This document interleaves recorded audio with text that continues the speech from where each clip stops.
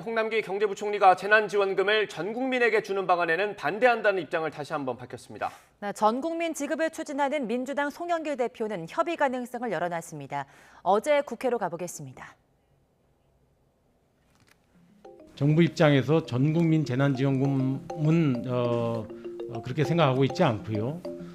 다만 당하고 여러 가지 협의하는 과정에서 피해 계층에게 두텁게 지원하는 그런 형태로 논의가 진행되고 있다는 말입니다. 예, 그거는 뭐. 정부는 이른바 신용카드 캐시백이 추진되고 있으니 재난지원금은 소득 하위 70% 정도에게만 주자는 입장입니다. 여기에 야당 의원이 전 국민 지급에 반대하는 거냐고 캐묻자 홍남기 부총리는 이렇게 답변했습니다. 전 국민 재난지원금 동의하지 않는 거죠? 아까 말씀 제가 드렸습니다. 그러니까 의원님 자꾸만 동의 미동의 이래가지고 이렇게 갈라치기로 말씀하지 마시고요. 제가 말씀을 드렸지 않습니까? 제 전국민 재난지원금에 대해서는 정부로서는 생각하지 않고 있다 이렇게 말씀을 드렸습니다.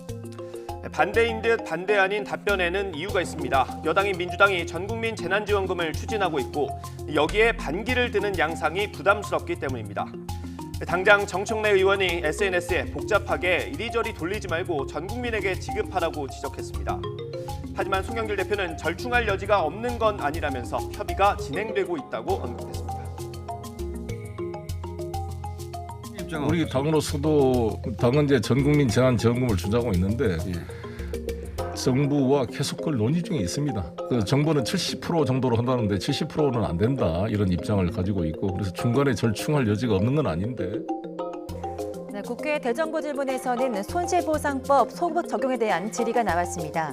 정부가 소급 적용을 반대하면서 자영업자 피해를 외면한다는 비판에 김부겸 국무총리는 뭉뚱그려서 말한 건 아니라고 해명했습니다. 우리가 흔히 아는 유흥업소 중에서 예를 들면 나이트클럽이다. 그러면 예를 들면 그분들이 보상을 하게 되면 몇 억씩 할 텐데 지금 국민들이 그런 어떤 상황을 납득을 할 수 있겠습니까? 개인 업소별로 피해를 정산하는 방식의 보상은 안 된다는 겁니다. 김 총리는 그러면서 업종별로 피해 정도를 산정하는 방식으로 영업 제한 피해를 두텁게 집어넣기 위해서 준비하고 있다고 설명했습니다.